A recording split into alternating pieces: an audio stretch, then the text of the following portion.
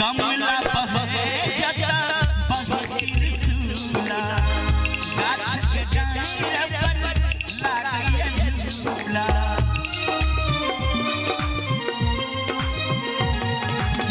कमला बहे जता बहिर सूला गाछ के डाँड़ पर लागैया झूला भोजन हमारे करने की सागा भोजन हमारे घर करने की सागा धोती कुर्ता मुख पान वही मिथिला के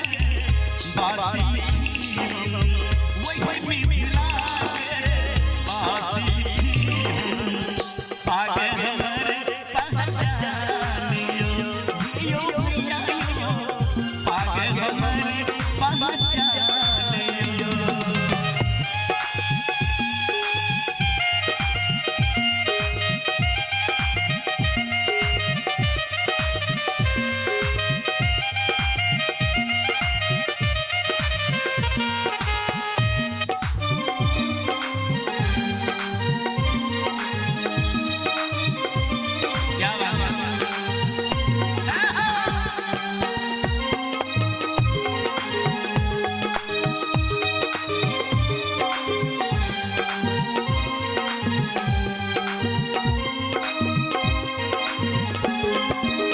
मनन अयाची जता भारत विदुषी रोक ललना में जता उलझिए कोसी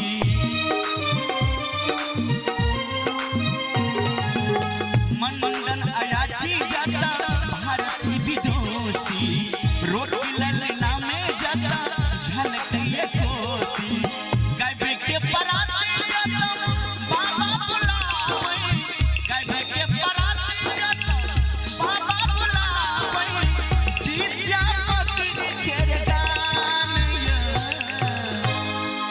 बोले मिथिला धाम की जो न बोले जय उनको लड़की हुए छह जयकारा जोर से करनी है बोले मिथिला धाम की आहा सबके बउआ मुंह में लड्डू है जोर से बजियो ने किसके बोले मिथिला धाम की वही मिथिला के पासी छी वही मिथिला के रे बासी छी पाग हमर पहचानियो हे यो भैया पाग हमर पहचानियो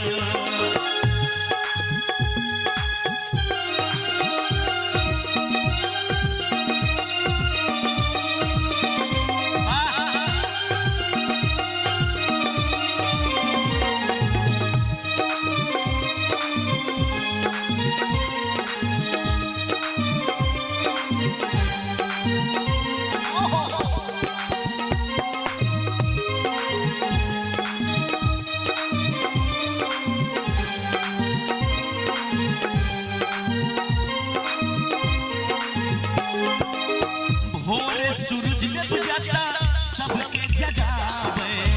राति के चंदा मामा लोरी सुनावे।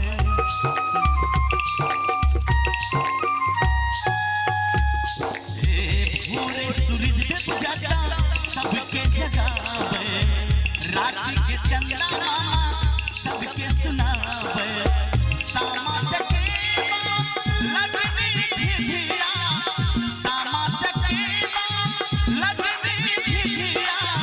बांसक पर का दलान। सामा चकेवा लगनी झिझिया, बांस के जतो बड़का दलान लियो। ई सब मिथिले में पायल जाय छै, तैं कहल गेलै है सामा चकेवा लगनी झिझिया, सामा चकेवा लगनी झिझिया, बांसक पर का दलान। वही मिथिला के बासी छी हम, वही मिथिला के बासी छी। पागी हमर पहचानियो यो भैया, पागी हमर पहचानियो यो भैया, पागी हमर पहचानियो यो भैया, पागी हमर पहचानियो यो भैया, पागी हमर।